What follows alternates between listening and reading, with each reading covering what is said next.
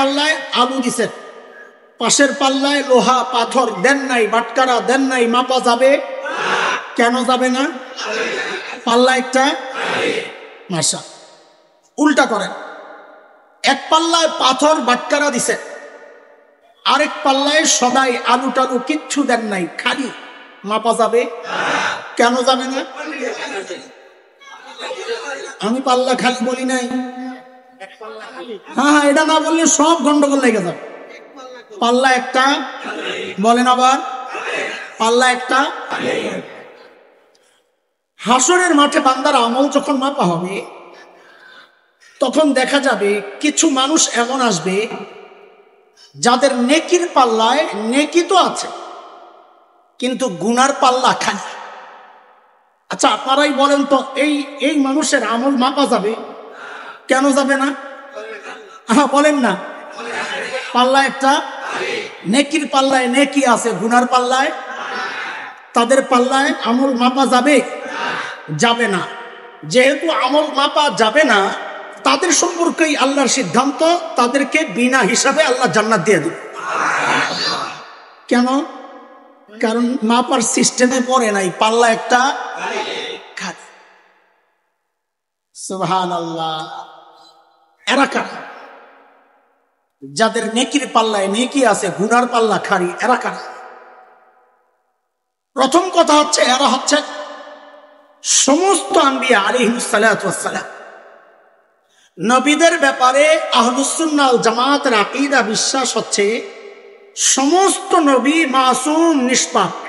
বলেন তো, সমস্ত নবী? কোন নবী জিন্দেগিতে কোনো গুনাহ করেন নাই। কেন করেন নাই, এটা আরেক মাসালা।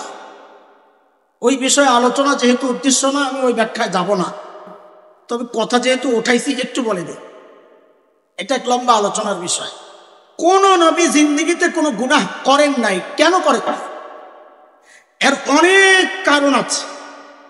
তার মধ্যে একটা মৌলিক কারণ হচ্ছে, সমস্ত নবীকে আল্লাহ নিজেই গুনাহ থেকে বাঁচায়। কিন্তু কেন বাঁচায়? আমাদেরকে কেন বাঁচান না? এটার কারণ হচ্ছে সূরা হজ এর শেষ দিকে আসছে, আল্লাহ তাআলা বলেন, আল্লাহু ইয়াসতাফি মিনাল মালাইকাতি রুসুলান ওয়া মিনান নাস ইন্নাল্লাহা সামিউন বাসীর। আল্লাহ বলেন, আমি যে রসুল পাঠাইছি দুনিয়ায় মানুষ এবং ফেরেশতা থেকে, ওই সমস্ত রসুল হচ্ছে আমার নির্বাচন। আমি নির্বাচন করেছি। এটা রাতের ভোটে নির্বাচিত কোন রসুল, মানুষের নির্বাচিত কোন রসুল। সমস্ত রসুল কার নির্বাচন? এখন নবী রসুলরা যদি গুনাহ করে, তা আল্লাহর নির্বাচনটা প্রশ্নবিদ্ধ হয়ে যায়, যে আমাদেরকে গুনাহ থেকে বাঁচাইতে আপনি কাদেরকে নির্বাচন করলেন? তারা নিজেরাই তো গুনাহ করে। এই জন্য আল্লাহর নির্বাচন, যেহেতু আল্লাহর নির্বাচন যেন প্রশ্নবিদ্ধ না হয়, আল্লাহ সমস্ত নবীকে গুনাহমুক্ত রাখছেন। সমস্ত নবী নিষ্পাপ। আর যেমন একটা উদাহরণ সময় আপনাদের চাইছিলাম, এই বিষয়ে কথা বলবো না, যেহেতু উঠে গেছে, একটা উদাহরণ শোনাই। হযরত ইউসুফ আলাইহিস সালামের নাম শুনছেন? আমার মতন কালো মানুষ ছিলেন। কেমন সুন্দর, মাশাআল্লাহ। কেমন সুন্দর? অনেক সুন্দর। এর চেয়ে সুন্দর কোন মানুষ আল্লাহ কোনোদিন বানান নাই, আর বানাবেনও না। তবে আমাদের নবী ছাড়া, সাল্লাল্লাহু আলাইহি ওয়াসাল্লাম, আমাদের নবীর হিসাবটাই আলাদা। এটা কারোর সাথে তুলনা নাই। যেহেতু সুন্দর, তো দুনিয়ার নারীরা হযরত ইউসুফকে দেখে পাগল হয়ে গেছে। সবচেয়ে বড় পাগলামি শুরু করছে মিশরের গভর্নরের বউ, কি নাম যেন? হ্যাঁ, এগুলো তো ভালো জানে না, জুলাইখা। সুবহানাল্লাহ। জুলাইখা নানান কৌশল অবলম্বন করছে ইউসুফ আলাইহিস সালামকে কাছে পাওয়ার জন্য। তিনি পাত্তা দেন না, পাত্তা দেন। জুলেখা একদিন বুদ্ধি করছে, মৌলবী তোমার খবর আছে, মোল্লারে কিভাবে আটকানো যায়। তো একদিন বান্দিরে হুকুম করছে যে মৌলবীরে একদম আমার ভিতরের কামরায় নিয়ে আসো। কত ভিতরে তাফসীরের কিতাবে আসছে 7টা দরজা পার হয়েছে। কয় দরজা? 7 দরজা পার হওয়া মানে নর্মাল ভিতরে না, একেবারে ভিতরে। আরে বুঝেন না কথা, একদম ভিতরে। বান্দিরে বলছে দরজা বন্ধ করে তুমি চলে যাও। আচ্ছা যদি যেতে হয় দরজা কোন দিক দিয়ে বন্ধ করবে, ভেতর দিয়া না বাহির দিয়া? হ্যাঁ, এগুলো সব মনে রাখেন, পরে কাজে লাগানো যাবে ইনশাআল্লাহ। বান্দি সমস্ত দরজা পেছন দিয়া বাহির দিয়া বন্ধ করে চলে গেছে। হযরত ইউসুফ পড়ছেন এক মহা মুসিবত। মুফাসসিররা লেখেন মুসিবতের মৌলিক কারণ, ভয়ঙ্কর কারণ 3টা। 1 নম্বর, মনিবের স্ত্রীর আহ্বান প্রত্যাখ্যান করা কঠিন, চাকরি যাবে। 2 নম্বর, চারদিক দরজা বন্ধ, বের হওয়ার রাস্তা নাই। 3 নম্বর, হযরত ইউসুফ নিজেও তো একজন যুবক, এমন ভেতরে একজন সুন্দরী নারীর আহ্বানকে প্রত্যাখ্যান করা একজন যুবকের জন্য বড় কষ্ট, ঠিক কিনা?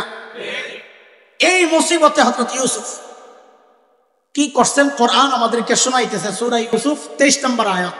আল্লাহ বলেন 23, 24, 25, 26, 27 এই পুরা আয়াতগুলো এই হযরত ইউসুফ আর জুলেখার গল্প আল্লাহ এনেছেন। আল্লাহ বলতেছেন وراودته التي هو في بيتها عن نفسه وغلقت الأبواب وقالت هيت لك قال معاذ الله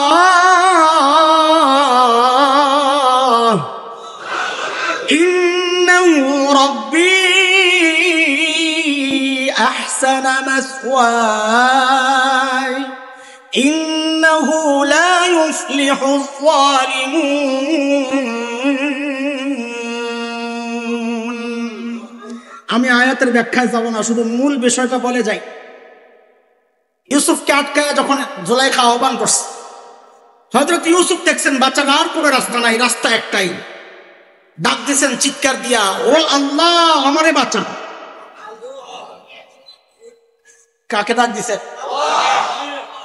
হযরত ইউসুফ আল্লাহরে ডাক দিছেন, তো আল্লাহ বলতেছেন আমি বাঁচাইয়া দিছি। কেমনে বাঁচাইছেন, বাঁচার প্রক্রিয়া কি আল্লাহ বলতেছেন ওয়ালাকাদ হাম্মাত বিহি ওয়া হাম্মা বিহা লাউলা আন রাআ বুরহানা রাব্বিহি كذلك لنصرف عنه السوء والفحشاء إنه من عبادنا المخلصين। আল্লাহ বলেন আমি বাঁচাই দিছি। আমি আয়াতের তরজমা যাব না, শুধু দৌড়াইতেছি। كذلك لنصرف عنه السوء والفحشاء, ইউসুফকে আমি বাঁচাই দিছি। তো বলেন নবীকে গুনাহ থেকে কে বাঁচাইছেন? আল্লাহ। ওই যে পেছনের কথা মনে আছে, সমস্ত নবীকে গুনাহ থেকে কে বাঁচাইছেন? হ্যাঁ, আল্লাহ বলেছেন। আল্লাহ কেমনে বাঁচাইছেন? আল্লাহ বলতেছেন 25 নম্বর আয়াত, ওয়াস্তাবাকাল বাব ওয়াকাদ্দাত কামিসাহু মিন দুবুর وألف يا سيدها لدى الباب قالت ما جزاء من أراد بأهلك سوءا إلا أن يسجن أو عذاب أليم।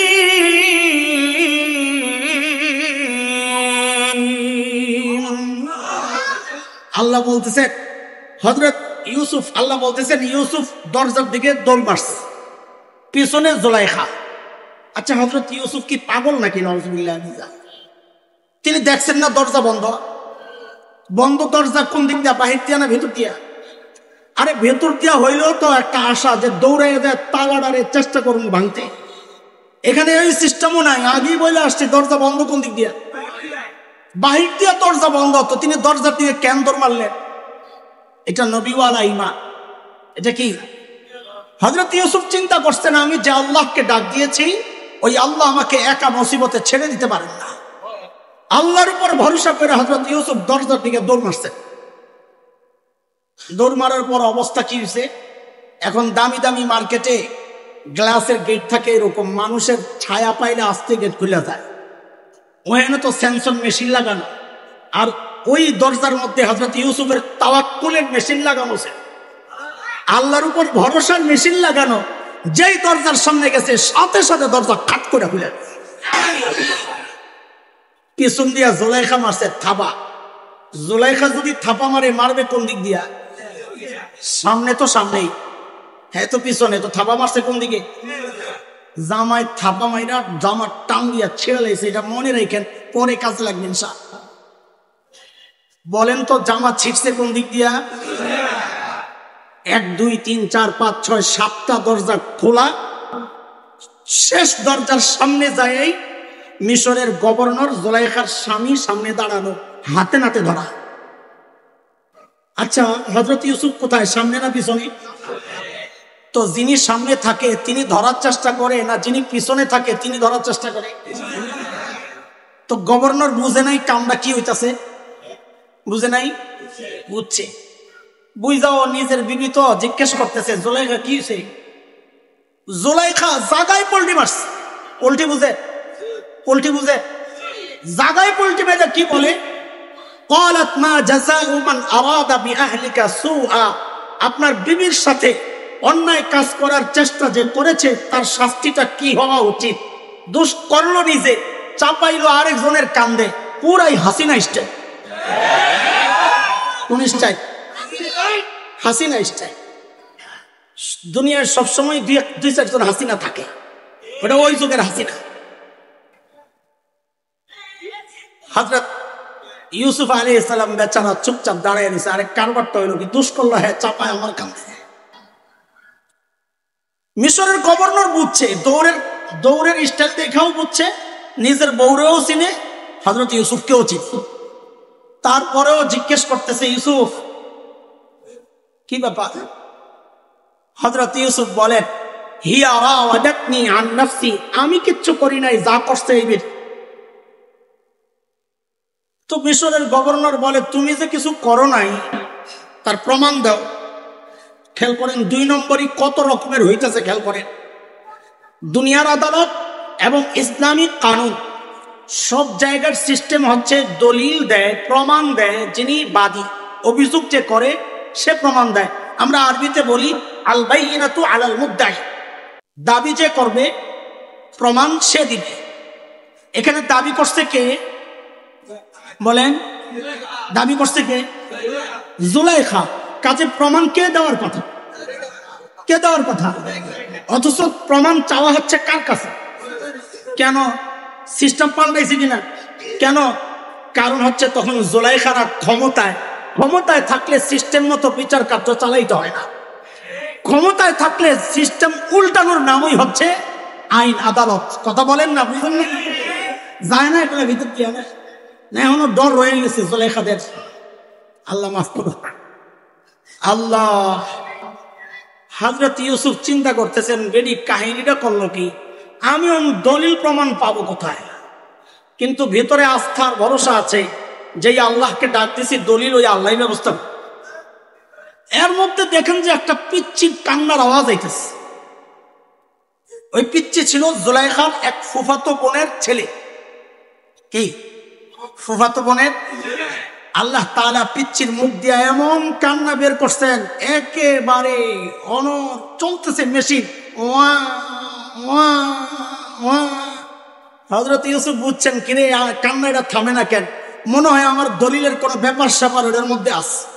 হযরত ইউসুফ কয় প্রমাণ দিবে বাচ্চা, প্রমাণ দিবে। জুলাইখা তো মনে মনে খুশি, চান্দু খাইছো ধরা। কেন? অস্বীকার করতে তোমারও দলিল নাই আমারও দলিল নাই, বিষয়টা অস্পষ্ট থাকতো। এখন পিচ্চিরে আনবে, পিচ্চি বলবে ওয়া এ কেড়ে অপরাধ করছে, পিচ্চি বলবে ওয়া আর খাইবা মাইস। জুলাইখা খুশি। আল্লাহু আকবার। যেই পিচ্চিকে সামনে আনা হয়েছে সাথে সাথে পিচ্চির কান্না থেমে গেছে। আল্লাহ বলেন ওয়া শাহিদা শাহিদুম মিন আহলিহা, পিচ্চির জবান খুলে গেছে। আল্লাহ, পিচ্চির জবান খুলে গেছে। পিচ্চি কি বলে জানেন? পিচ্চি যদি সরাসরি বলতো জুলাইখা অপরাধী, তো দরবারীরা, সংসদের সদস্যরা কি বলতো? মোল্লা বড় চালাক, জাদু দিয়া পিচ্চির মুখ দিয়া এটা বের করছে। কারণ মোল্লারা যে কত চালাকি জানে, সাপ্লাই রং মাইখা মোল্লারা শুয়ে থাকতে পারে। আর বুঝেন নাই কথা, মোল্লারা অনেক চালাক। আহা, আমাদের রক্ত নিয়ে কত উপহাস করা হয়েছে। বিচার আল্লাহ করতেছে, বিচার আল্লাহ করতেছে। অনেকে মনে করে পতন হয়েছে ছাত্রদের আন্দোলনের ফসল। আমরা অস্বীকার করি না, কিন্তু মনে রাখেন খাবারের শেষ লোকমা দিয়েই পেট ভরে না। পেট ভরার জন্য প্রথম লোকমা, মাঝখানের লোকমা, শেষ লোকমা সবগুলারই ভূমিকা থাকে। হ্যাঁ, এই ফ্যাসিস্টদের পতনের শেষ লোকমা যদি হয় ছাত্রদের আন্দোলন, তাহলে মনে রেখেন এর শুরুর আন্দোলন, শুরুর লোকমাটা ছিল শাপলার ওই রক্তাক্ত ইতিহাস। অস্বীকার করার কোনো সুযোগ নাই। ওলামাদের রক্তের উসিলায় আল্লাহ জমিনকে ফ্যাসিস্ট মুক্ত করেছেন। আমাদের রক্ত যদি আরো দিতে হয় আমরা দিতে প্রস্তুত। তাও আমরা চাই এই দেশটা ফ্যাসিস্ট মুক্ত থাকুক ইনশাআল্লাহ। আছেন তো ইনশাআল্লাহ? আল্লাহ তুমি কবুল করো। পিচ্চির মুখ দিয়ে আল্লাহ কথা বের করছেন, বড় সিস্টেমেটিক, এমন তেজ দিয়ে ধরছে। পিচ্চি কি বলে?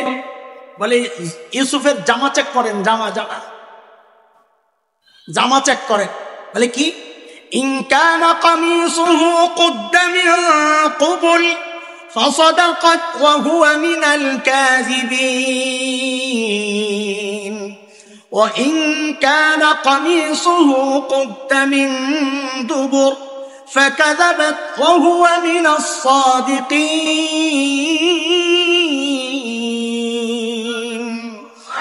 বলে জামা চেক করে, যদি দেখেন জামার সামনে দিয়া ছিঁড়া, তো মনে করবেন জুলাইখা ভালো মানুষ, ইউসুফ অপরাধী। ইউসুফ জুলাইখার উপর হামলা করছে। জুলাইখা আত্মরক্ষার্থে যে ঠেক দিছে, এই ঠেক দিতে যায় সামনে দিয়া জামা ছিঁড়া লাইছে। আর যদি দেখেন জামার পেছন দিয়া ছিঁড়া, তো মনে করবেন ইউসুফ পালাইতে গেছে, জুলাইখা পেছন দিয়া ধরার জন্য থাবা মারছে, জামা পেছন দিয়া ছেড়ে গেছে। জামা কোন দিক দিয়া ছিঁড়া মনে আছে তো? فلما رأى قميصه قد من دبر قال إنه من كيدكن إن كيدكن عظيم।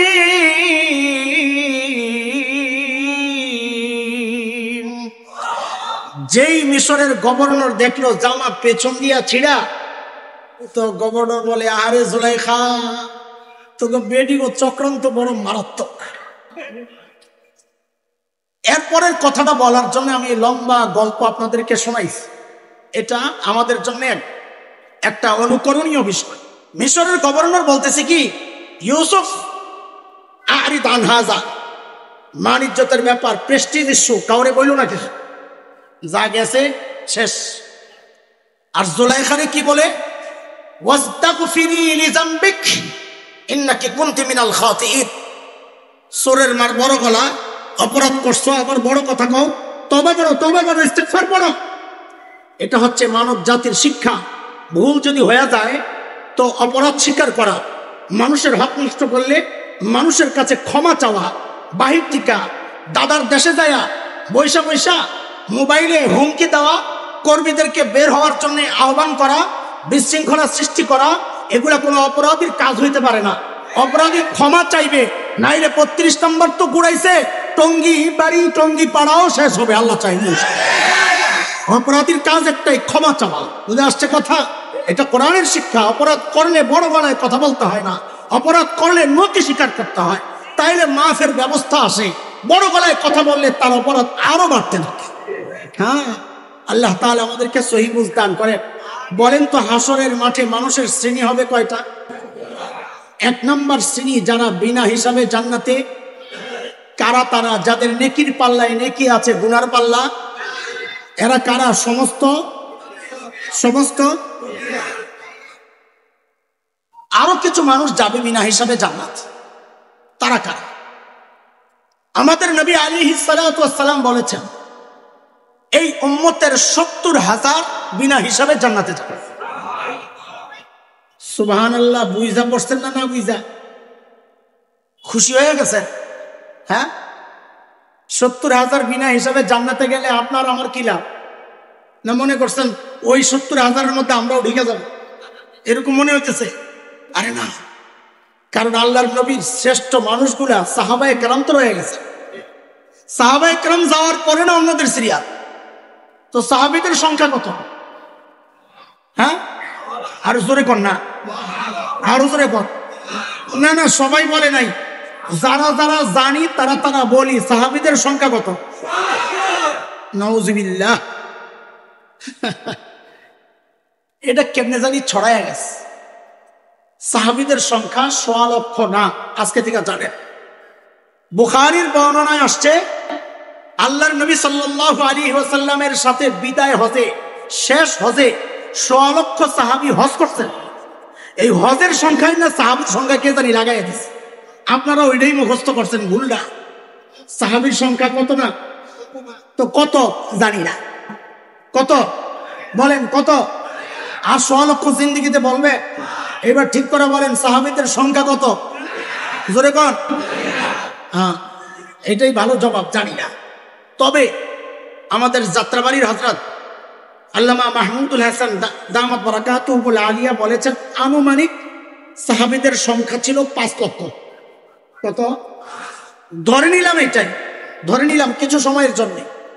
এই 5 লক্ষ সাহাবীর মধ্যে যদি 70,000 বিনা হিসাবে জান্নাতে যান, তো সাহাবীদেরই তো 4,30,000 বাকি রয়েছে। আপনি সুবহানাল্লাহ পড়েন কি হিসাবে? বুঝছেননি ব্যস্তা?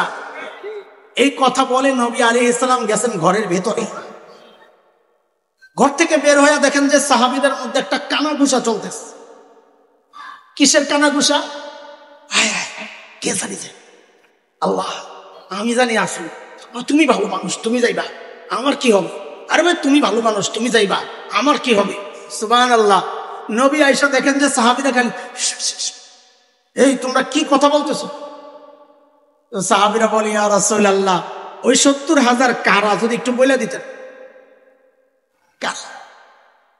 আল্লাহ নবী সাল্লাল্লাহু আলাইহি সাল্লাম তাদের কিছু আলামত বলছেন, ওদিকে আমি যাব না, আরো লম্বা হয়ে যাবে। তবে আমাদের আসার জন্য একটা আশার বাণী আছে। নবী বলছেন, শোনো শোনো, ওই 70,000 হচ্ছে এক একটা গ্রুপের গ্রুপ লিডার। তার মানে গ্রুপ থাকবে 70,000। গ্রুপ কত? প্রতি গ্রুপে আবার 70,000। আল্লাহু আকবার বলেন। জায়গা মতো সুবহানাল্লাহ বলেন না, এখন আমগো জায়গা এসে এখন বলে না।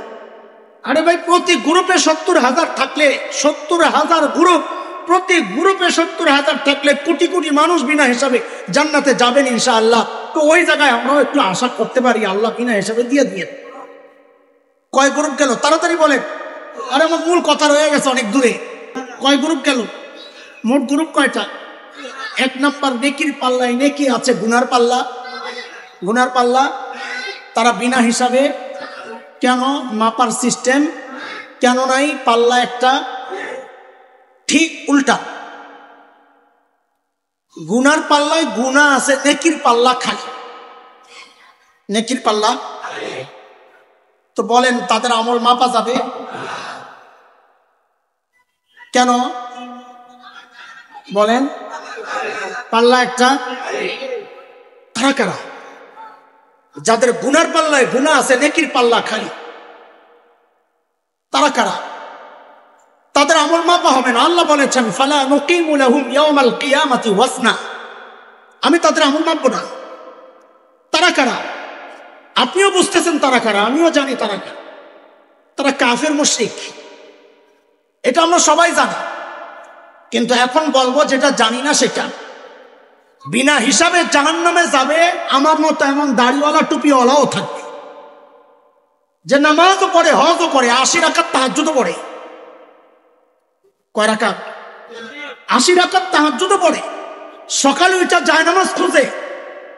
এমন ইমানদার মুত্তাকি পরেজগার, এমন বহুজন দেখতে মুত্তাকি, এমন বহুজন পাওয়া যাবে যারা বিনা হিসাবে জাহান্নামে যাবে।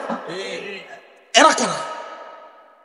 কোরআনের কথা, এটা আমার কথা না, কেউ কষ্ট পাইলে মাফ করে দিয়েন, আমি আমার কথা বলতেছি না, আমি কোরআনের কথা বলতেছি।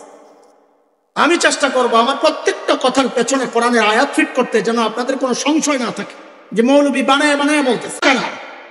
মুসলমান, এই বিষয়টা একটু খুব খেয়াল করে শোনে। এই সময়ের এক ভয়ঙ্কর ফিতনা নিয়ে কথা বলতেছে। তারা কারা? আল্লাহ বলতেছে, ومن يرتد منكم عن دينه فيمت وهو كافر فأولئك حبطت أعمالهم في الدنيا والآخرة وأولئك أصحاب النار هم فيها خالدون।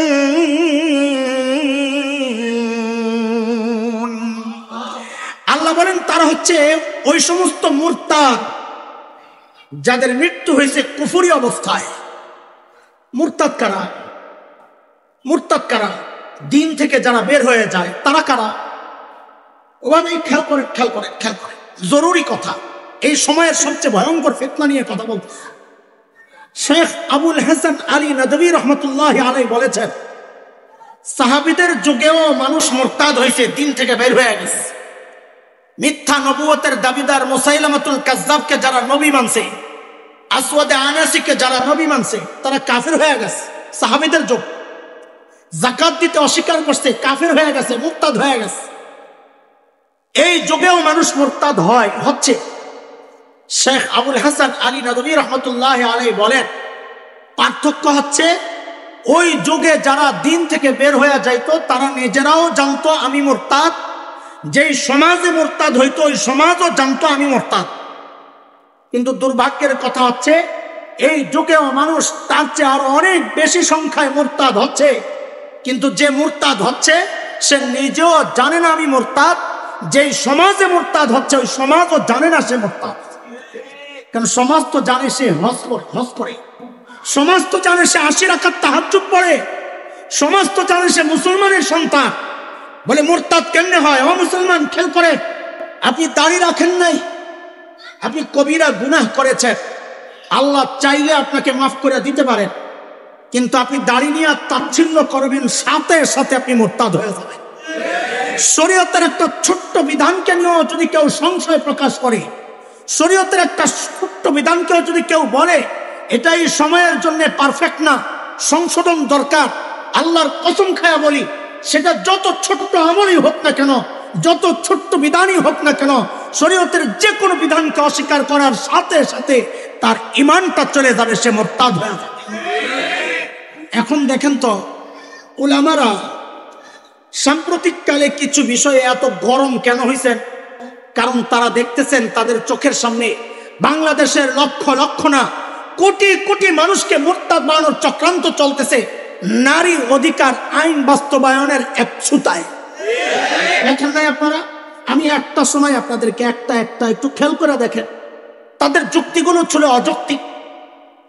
ছেলে আর মেয়েকে সমান অধিকার দেওয়ার একটা দাবি তারা উঠাইছে। শুনছেন না আপনারা? আরে শুনছেন না? শুনেন নাই? না শুনলে শুনেন। ছেলে আর মেয়েকে সমান অধিকার দিবে কেন? একই বাবার ছেলে, একই বাবার মেয়ে। কোরআনের বিধান হচ্ছে সূরা নিসা 11 নম্বর আয়াত, ইউসিকুমুল্লাহু ফি আওলাদিকুম লিয-যাকারি মিসলু হাজ্জিল উনসায়াইন। কোরআনের তরজমা হিসাবে না, আমি যেভাবে বলতেছি একটু ওইভাবে বোঝার জন্য বলেন। ছেলে পাবে 2, মেয়ে পাবে 1। বলেন, একই বাবার এক ছেলে এক মেয়ে, ছেলে পাবে কত? মেয়ে পাবে 1, ছেলে পাবে। এখন তারা বলে এখানে মেয়েদেরকে ঠকানো হয়েছে। আরো আসতে বলে কষ্ট হইলে বাদ দেন, নাউজুবিল্লাহ বলতে কষ্ট হইলে বাদ দেন, সবাই জোরে সরে বলেন নাউজুবিল্লাহ। আল্লাহ ঠকাইছেন, আল্লাহ ঠকাইছেন, কিন্তু সমান অধিকার তো হয় নাই। আরে গাদা, সমান অধিকার একটা জুলুমের নাম। সমান অধিকার যেখানেই সমান অধিকারের আওয়াজ উঠবে বুঝতে হবে সেখানে জুলুমের আওয়াজ উঠছে। কেন? সমান অধিকার বলতে দুনিয়ায় কিচ্ছু নাই।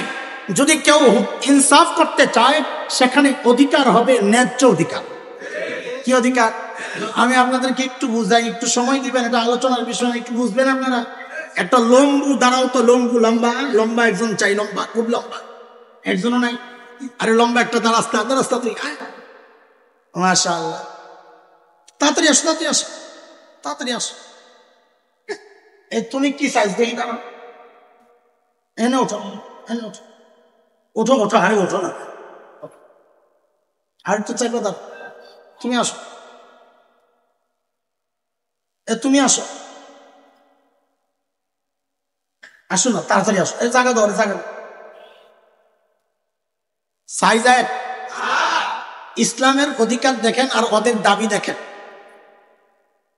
ওর নাক বরাবর একটা দেয়াল চলে গেছে, ওদিকে দেয়ালের ওই পাশে ধরেন ক্রিকেট খেলা হইতাছে, আপনারা যেটা ভালো বুঝবেন আপনি ওইটা বলতেছে। এখন বলেন তো ক্রিকেট খেলা দেখবে কয়জনই? কোনটা? সামনে ইট আছে তিনটা, ইট আছে কয়টা? এখন দেয়ালটা এমন উচ্চতায়, এরে যদি দুইটা ইট দেওয়া হয় তাহলে এ দেখি, এরে একটা দিলে এও দেখি, ও ইট ছাড়াই দেখি। এখন ন্যায্য অধিকার কি? আপনি এরে কয়টা দিবেন? কয়টা দিবেন? এরে কয়টা দিবেন? ওরে কয়টা দিবেন? কি বলবেন যে তুমি তো ইট ছাড়াই দেখো, তোমার ইট দরকার কি? এটার নাম ন্যায্য অধিকার। আর বেড়িরা কি পায়? ওই নারীবাদীরা, ওই এনজিও কর্মীরা, দেখতে বেড়া ওই বেড়িগুলা, ওরা কি কয়? ওরা কয় না ইট তিনটা, তিনজন এক বাবের সন্তান, তিনজন ইট তিনটা দিতে হইব। বলে তিনটা ইট দিলে ওই যে দেখে না, না দেখো, তাতে আমগো কি সমান অধিকার দিতে হবে?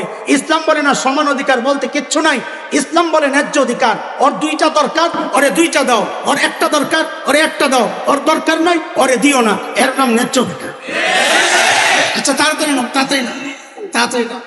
আমি আর একটা উদাহরণ দিই, তাহলে আপনারা আরো বুঝবেন। দরকার দরকার না এটা বুঝেন। আমাদের এখানে একটা মাদ্রাসা আছে না, আছে না, কালিমুল মাদ্রাসা। মাদ্রাসার মুতামিম সাহেব বাজার করাবেন, তো বোর্ডিং ম্যানেজারকে বলছে বাজারে যান, কত লাগবে? তো ম্যানেজার হিসাব হিসাব করে বলতেছে হুজুর 5,000 লাগবে। কত? কি জন্যে? এটা বলেন আমার সাথে, কি জন্যে? কি জন্যে? তো হুজুর গয়না ম্যানেজারকে 5,000 টাকা দিচ্ছে। ম্যানেজার 5,000 নিয়ে বাজারে যাবে, এর মধ্যে হুজুরের বাচ্চা আছে একটা পিচ্ছি, পিচ্ছি বায়না ধরছে, আপু আমিও একটু বাজারে যাইতে চাই। তো বলে যাও। তো দেখে পিচ্ছি কেমন জানি মোড়ামুড়ি করে। বাবা মা সন্তানের চরিত্র স্বভাব সম্পর্কে সবচাইতে ভালো জানেন, ঠিক কিনা? বাবা বুঝছে ও কেন মোড়ায়, পকেট থেকে কচকচে একটা 100 টাকা নোট বের করছে, এই লোক নাও মজা খাই। দিছে কত? কি জন্যে? আবার বলেন দিছে কত? কি জন্যে? হুজুররে দিছে কত? কি জন্যে? আবার বলেন দিছে কত? কি জন্যে? ওরে দিছে কত? কি জন্যে? এখন পিচ্ছি যেই 100 টাকা দিছে, ও 360 ডিগ্রি একটা গোড়া মারছে। দেখো না কি হয়েছে? আরে কি হয়েছে বলবে? 100 টাকা নেমন। কত লাগবে? বলে আমারে 5,000 দেওয়া লাগবে। কেন? হুজুরে দিছ। আরে হুজুর তো বাজার করবে। তো পিচ্ছি বলে আমিও তো বাজারে যাব, সমান অধিকার। কি? আচ্ছা বলেন তো পিচ্ছির এই দাবিটা যৌক্তিক না শিশু সুলভ পাগলামি? যৌক্তিক না পাগলামি? কেন? কারণ তাকে 5,000 দিছে বাজার করতে, ওরে 100 দিছে বাজার করতে না, মজা খাইতে। এখন মজা খাওয়া গ্রুপ যদি বাজার ওয়ালার মতো সমান অধিকার চায়, এটা যৌক্তিক দাবি না পাগলামি? ওরা আপনাকে আমাকে দিয়ে ওই পাগলামিটাই করাইতে চায়। কেমনে? এটা বুঝেন। আল্লাহ ছেলেকে ভাগ দিয়েছেন কয়টা? মেয়েকে আবার বলেন 2 আর আল্লাহ ছেলেকে ভাগ 2টা দিলেও দায়িত্ব দিছেন 4টা। কয়টা? বলেন কয়টা? আবার বলেন কয়টা? ভাগ কয়টা? দায়িত্ব। মেয়েকে ভাগ দিছেন কয়টা? দায়িত্ব 0। আমি যেমনি বলি এমনি বলেন, দায়িত্ব ভাগ, দায়িত্ব। ছেলেকে ভাগ দিছেন দায়িত্ব। কেমনে? আল্লাহ বলতেছে, ও ছেলে তুমি যদি স্বামী হও তো স্ত্রীর ভরণ পোষণের দায়িত্ব তুমি স্বামীর। ও ছেলে তুমি যদি বাবা হও তো কন্যার ভরণ পোষণের দায়িত্ব তুমি বাবা। ও ছেলে তুমি যদি সন্তান হও মায়ের ভরণ পোষণের দায়িত্ব তুমি সন্তানের। ও ছেলে, তুমি যদি ভাই হও, বোনের ভরণ পোষণের দায়িত্ব তুমি ভাইয়ের। বলে ভাগ কয়টা দায়িত্ব? মেয়েরে ভাগ দিয়েছেন কয়টা দায়িত্ব? কেমনে জিরো? ও মেয়ে, তুমি যদি স্ত্রী হও, তোমার ভরণ পোষণের দায়িত্ব তোমার স্বামীর, বাজার করবে কে? ও মেয়ে, তুমি যদি মা হও, তোমার ভরণ পোষণের দায়িত্ব তোমার সন্তানের। ও মেয়ে, তুমি যদি কন্যা হও, তোমার ভরণ পোষণের দায়িত্ব তোমার বাবা। ও মেয়ে, তুমি যদি বোন হও, তোমার ভরণ পোষণের দায়িত্ব তোমার ভাইয়ের। বলেন তো ভাগ কয়টা দায়িত্ব? তো দায়িত্ব নাই, ভাগ একটা আল্লাহ কেন দিলেন? দায়িত্ব নাই বলে মজা খাইতে। আরে কি জন্য দিছে? আরে বলেন না কি জন্য দিছে? ছেলেরে ভাগ দিছেন কয়টা? কি জন্যে? বাজার করতে। সাবাস, কি জন্যে? এখন মজা খাওয়া গ্রুপ যদি বলে বাজারওয়ালার মতো আমারও সমান অধিকার দেওয়া লাগবে, বলেন এই দাবি যৌক্তিক না পাগলাম? আরে বলেন না যৌক্তিক না পাগলাম? আহা, কেমনে বুঝাইলে বুঝবেন? বুঝেন, এক ছেলে এক মেয়ে, দুইটাই বায়না ধরছে বাপের কাছে, আব্বা আমরা দুজন নানা বাড়িতে যাব। ঈদের সময় নানা বাড়িতে যাইবা, তো যাও, তো কিছু দেও। তার বাবায় ছেলের দিছে 100 টাকা। কত? আরে বুঝেন কত? মেয়ের দিছে 50 টাকা।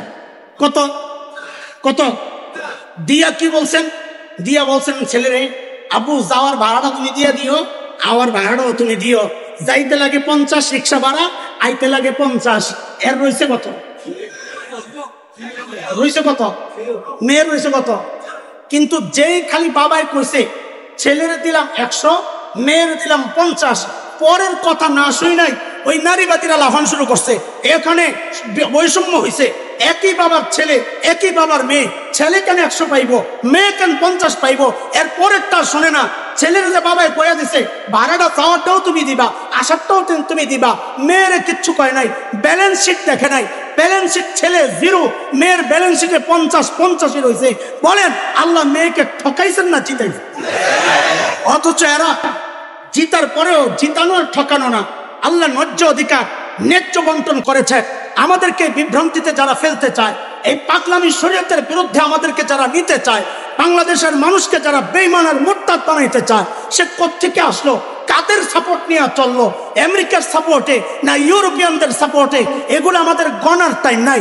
এটা শাহজালালের জমিন, হাফিজের জমিন, শামসুল হক ফরিদপুরের জমিন, পীরজি হুজুরের জমিন। এই জমিনে কোরআন বিরোধী কোন আইন পাস করতে দেওয়া হবে? এর জন্য যদি রক্ত দিতে হয়, রক্ত দিতে প্রস্তুত আছি।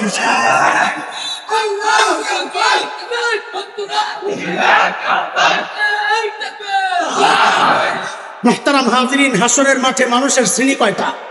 আরে পড়া মনে আসেনি, আবার ভুলে গেছে কয়টা? এক শ্রেণী বিনা হিসাবে, আরেক শ্রেণী বিনা হিসাবে। বিনা হিসাবে জান্নাত কারা? যাদের নেকির পাল্লায় নেকি আছে, গুনার পাল্লা বিচার হবে না কেন? পাল্লা একটা। আরেক গ্রুপ হচ্ছে যাদের গুনার পাল্লায় গুনাহ আছে, নেকির পাল্লা বিচার হবে না কেন? বিনা হিসাবে। কয় গ্রুপ গেল? কয় গ্রুপ গেল? আরো 2 গ্রুপ রয়ে গেছে, তাই না? যেই 2 গ্রুপের দোনো গ্রুপ নেকির পাল্লায় নেকিও আছে, গুনার পাল্লায় গুনাও আছে, তাইলে এই 2 গ্রুপ নিশ্চিত রূপে মুসলমান। কারণ কাফেরের নেকির পাল্লায় নেকি থাকতে পারে না। নেকি যেহেতু আছে, বোঝা গেল এই 2 গ্রুপ কে কে? তাহলে কারো নেকি ভারী হবে, কারো গুনাহ ভারী হবে, তাই না? তাদের ফয়সালা আল্লাহ কোরআনে দিয়েছেন, সূরা আল কারিআহ। কোন সূরা? আল্লাহ বলেন, فَأَمَّا مَنْ ثَقُلَتْ مَوَازِينُهُ فَهُوَ فِي عِيشَةٍ رَاضِيَةٍ وَأَمَّا مَنْ خَفَّتْ مَوَازِينُهُ فَأُمُّهُ هَاوِيَةٌ।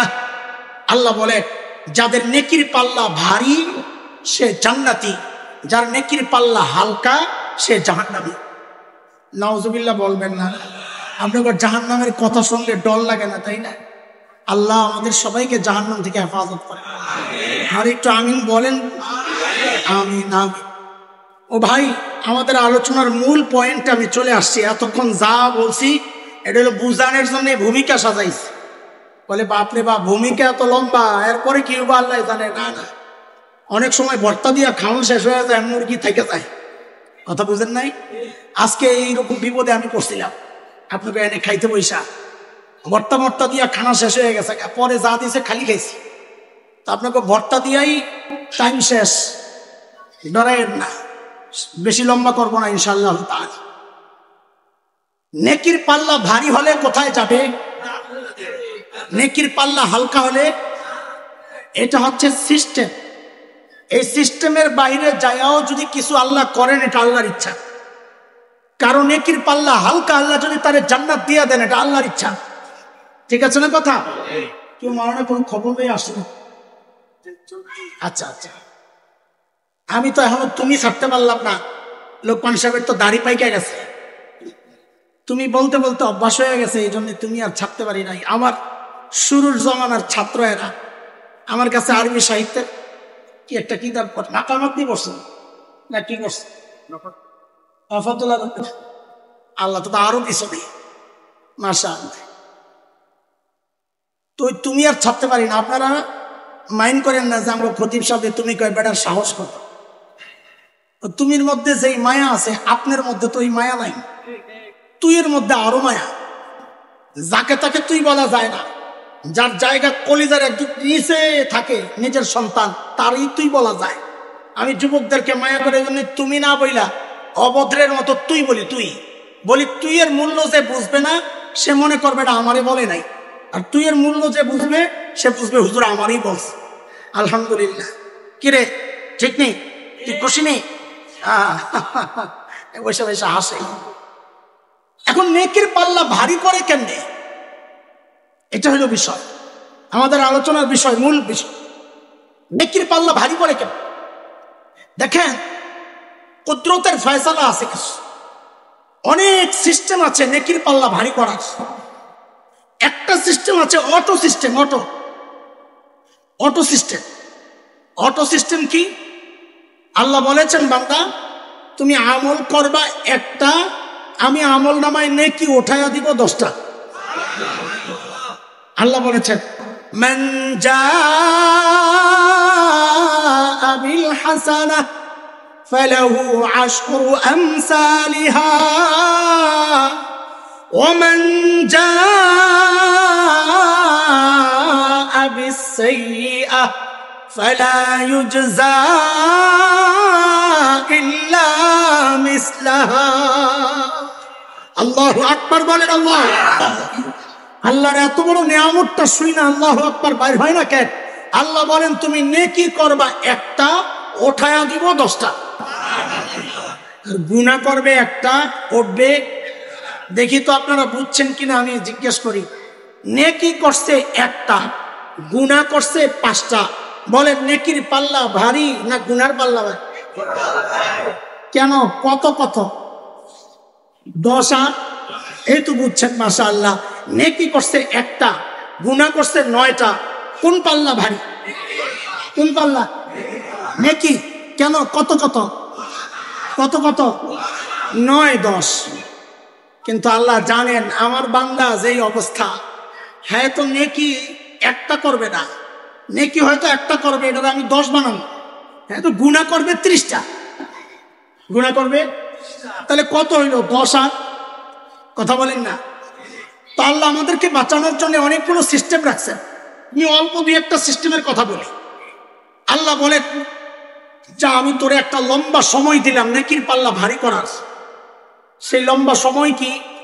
ধরেন আপনাদের কালীগঞ্জে কোন শার্টের দোকানে একটা অফার দিছে, 20 টাকায় 200 টাকায় একটা শার্ট যদি কেউ কিনে, সাথে 20টা শার্ট ফ্রি। এক শার্ট কত? 200, সাথে ফ্রি কয়টা? আচ্ছা, ওই দোকানের অবস্থা কি বোকা? শাটার ঠাকুরই কিছু ভাঙ্গে চুরে লয়ে যাবো না এসে। আল্লাহ বলেন কি, যা আমি তোর নেকির পাল্লা ভারী করার জন্য একটা বিশেষ অফার দিচ্ছি। সেটা কি? বলে রমজান মাস দিছি, রমজান মাস আমল করবি একটা, আমি বোনাস দেব 69টা। আমল একটা, বোনাস 69টা, মিল্লা করা হয়। নবী বলেন, মান আদ্দা ফীহি ফরিয়দা কানা কামান আদ্দা 70 ফরিয়দাতান ফীমা সিওয়া। রমজানে যে একটা ফরজ আদায় করে, আল্লাহ তার আমল নামায় 70টা ফরজ। আপনাদের এই বাজারে একটা রূপার দোকান আছে, রূপার দোকান। এই রূপার দোকানের একটা অনন্য বৈশিষ্ট্য আছে। কি সেই বৈশিষ্ট্য? কেউ রূপা কিনে পকেটে নিয়ে ঘরে গেছে, খুইলা দেখে সোনা, বলেন কিনছে রূপা, ঘরে যায় দেয়। আরে বলেন না, কিনছে রূপা, ঘরে যায় দেখে। আর জোরে কন, এই দোকানের কি বল, মানুষ ওই দোকানের মাটি মুড়ি কামড়ায় খাইল, ঘরে গেলে ছাড়লে, টয়লেটে যায় ছাড়লে যদি সোনা না রূপাও বাইর হয় তাহলে আজকে কথা বুঝেন নাই? আল্লাহ বলেন বান্দা তোরে আমি আরেকটা সুযোগ দিলাম, যা। বলে রমজান মাসে কেউ যদি একটা নফল আদায় করে আমি তার আমল নামায় উঠায় দিব ফরজের সওয়াব। কিনছে রূপা, হয়ে গেছে। আরে বলেন না, হয়ে গেছে। বান্দা খবর কি, পাল্লা ভারী হয়েছে? পাল্লা হয় নাই, রোজা গেছে কা?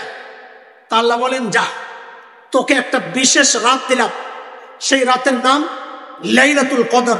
বলেন না, তুই আমল করবি এক রাত, আমি তোর আমল নামায় উঠায়া দিব 1000 মাসের চেয়েও বেশি সওয়াব। 1000 মাসের চেয়েও বেশি কত হয়? ও কত হয়? 83 বছর 4 মাস। সুবহানাল্লাহ, জোরে কোন।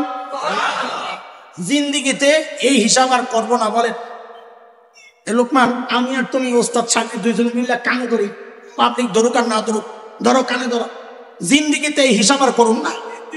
আরে বলেন জিন্দিগিতে হিসাব আর করুন না। আমার বলেন জিন্দিগিতে হিসাব আর করুন। মনে থাকবে ইনশাল্লাহ, মনে থাকবে ইনশাল্লাহ। হিসাব করছি তো ঠকছি।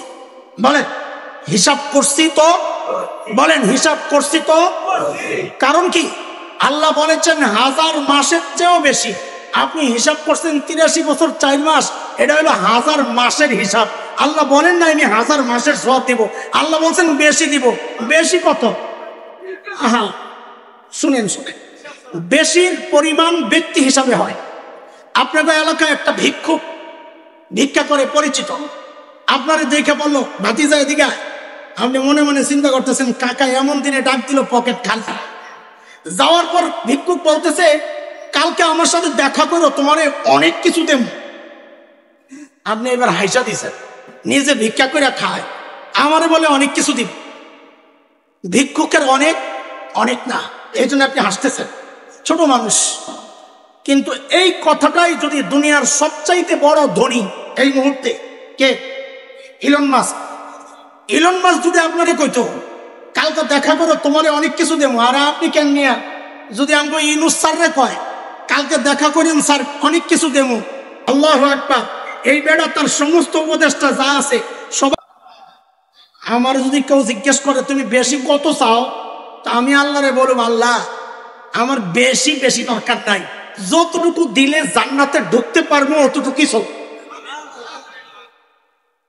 জান্নাতে গেলে যে আল্লাহ দেখুন আর কিচ্ছু লাগবে না। জান্নাতে গেলে যে প্রিয় হাবিব সাল্লাল্লাহু আলাইহি ওয়াসাল্লাম নবীজিকে দেখুন আর কিচ্ছু লাগবে না। জান্নাতে যায় নবীজি দেখো আর কিচ্ছু লাগবে না, খালি ঢুকায় দাও। বান্দা খবর কি, পাল্লা ভারী হয়েছে না? যাও শাওয়াল মাসের 6টা রোজা রাখো, তুমি রোজা রাখবা 6টা, আমি 1 বছরের রোজা রাখার সব দিয়ে দেব। কিরে বান্দা পাল্লা ভারী হয়েছে? না। তাহলে কিছু টাকা পয়সা জোগায়া হজ করতে আইসা করো, উমরা করতে আইসা করো। বলে আসলে বলে এখানে অনেক ব্যাপার আছে, একটা মসজিদ রাখছি নাম মসজিদুল হারাম, তুমি নামাজ পড়বা 1 রাকাত, আমি আমল নামায় উঠাইয়া দিব 1 লক্ষ রাকাত। আল্লাহু আকবার। পড়বে 1 রাকাত, পড়বে কত? সেটা যদি রমজানে হয় 70 লক্ষ। আল্লাহু আকবার। সেটা যদি লাইলাতুল কদরে হয় হিসাব নাই। এই হিসাব দুনিয়ার কেউ করতে পারবে না, কারণ আল্লাহ বেশি বইলা এমন এক হিসাব দিছে যেটা নির্দিষ্ট করার ক্ষমতা দুনিয়ার মানুষের নাই। এই জন্য আমরা সহজ কথায় বলি বেশি কত? আমার আল্লাহ। আরে বলো না বেশি কত? আল্লাহু আকবার। বান্দা আমল নামা ভারী হয়েছে, হয় নাই। তো নবী আলাইহিস সালাম কয়, রে শোন শোন, বেশি টাকা পয়সা খরচ হইব, তুই পারস না, তা আমি তোরে একটা তাসবিহ শিখাইয়া দিই। তো নবী তাসবিহ শিখাইছেন। বুখারীর শেষ হাদিস, হযরত আবু হুরায়রা বর্ণনাকারী, নবী বলে তুমি পড়বা একটা তাসবিহ, কি পড়েন সাথে, সুবহানাল্লাহি ওয়া বিহামদি, সুবহানাল্লাহিল আযীম। তো নবী বলেন এই তাসবিহ যদি কেউ তার নেকির পাল্লায় রাখে, এই তাসবিহর এত ওজন, এত ওজন, তাসবিহ পাল্লায় রাখার সাথে সাথে নেকির পাল্লাটা ভারী হয়।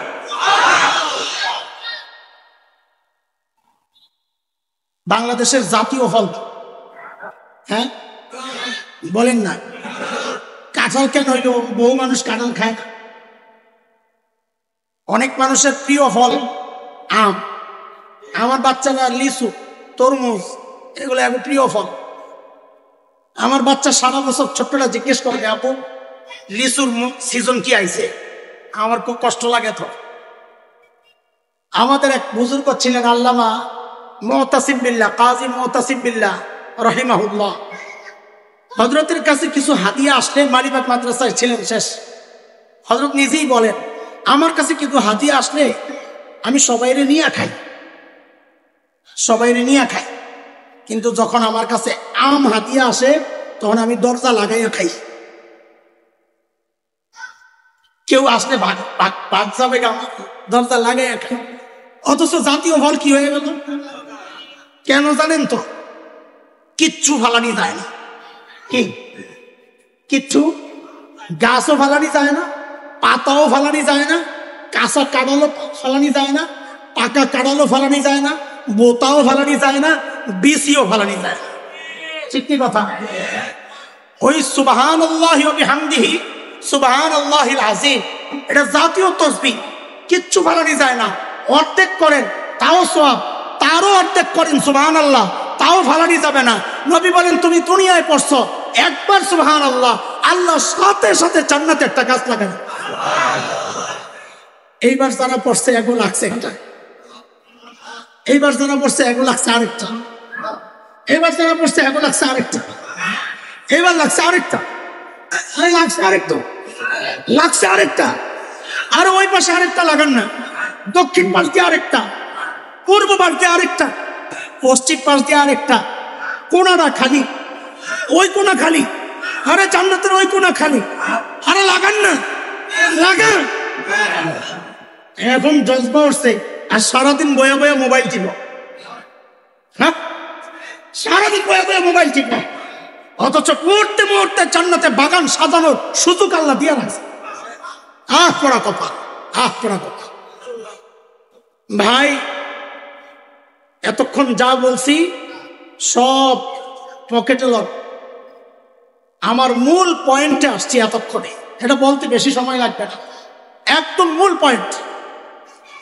এই কথা শোনার জন্য 100তে 100 মনোযোগ লাগবে, মনোযোগ না হইলে আমার বুঝাইতে কষ্ট হবে, আমি দুর্বল মানুষ, আজকে এমনিও ক্লান্ত, গলাও বসে দিচ্ছে, দেখছেন না কথাবার্তা, তেলাওয়াত করতেও কষ্ট হয়, একটু করছি ইচ্ছা করে, এই মা নাই চাইছেন এই জন্য একটু তেলাওয়াত করছি, না হয় কষ্ট হইতেছে, এই জন্য পুরোপুরি মনোযোগ লাগবে। আসেনি মনোযোগ? পরীক্ষা করলে তো আবার আপনারা ফেল করেন, করবেন নি? ফেল করবেন না ইনশাল্লাহ? ইনশাল্লাহ যে বললেন না তো ধরা খাইবেন। মনোযোগ আছে তো? ঘুমান নাই তো? ঘুমাইছেন? কে কে ঘুমাইছেন হাত ওঠা দেখান তো, আল্লাহু আকবার। ইনশাল্লাহ কয় নাই যে ধরা খাইছে, আমার দোষ। ইনশাল্লাহ না করার শাস্তি, এই জন্য কোনো কাজ করার ব্যাপারে ইনশাল্লাহ ছাড়া বলবো না, ইনশাল্লাহ। ঠিক আছে ইনশাল্লাহ? হ্যাঁ, এটা আল্লাহর নির্দেশ। হ্যাঁ, ওয়ালা তাকুলান্না লিশাইইন ইন্নী ফাইলুন যালিকা গাদান ইল্লা আইয়াশা আল্লাহ। নবীকে আল্লাহ ধমক দিতেছেন, কালকে বলবো এইরকম কোনো কথা, কালকে করব এইরকম কোনো কথা ইনশাআল্লাহ ছাড়া আপনি বলবেন না। আল্লাহর নবীকে আল্লাহ বলতেছেন, আমি আপনি কোন চাই?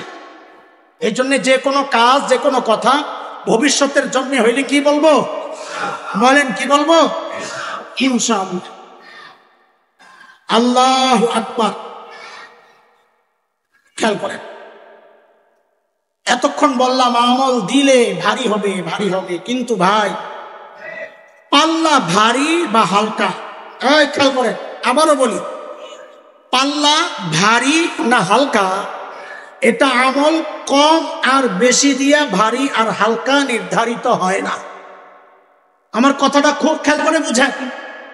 পাল্লা ভারী না হালকা এটা আমল কম আর বেশি দিয়ে নির্ধারিত হয় না, এটা নির্ধারিত হয় পাশের পাল্লা দিয়ে। আমি আবারও জিজ্ঞেস করি আপনাদেরকে, পাল্লা ভারী না হালকা এটা আমল কম আর বেশি দিয়ে নির্ধারিত হয় না পাশের পাল্লা দিয়ে? আমি জানি, বুঝতেছি আপনারা বুঝেন নাই, এই জন্য এখন ব্যাখ্যা দিচ্ছি, শোনেন। ওই কথাটা মনে রাখেন, পাল্লা ভারী না হালকা এটা আমল কম আর বেশি দিয়ে হয় না, এটা নির্ধারিত হয় পাশের পাল্লা দিয়ে। এবার বুঝেন, আপনি নেকির পাল্লায় এত নেকি, ওজন কত বেশি কত, গোটা বাংলাদেশটা যত ওজন ওই পরিমাণ আমল আপনার পাল্লায়, নেকির পাল্লায়।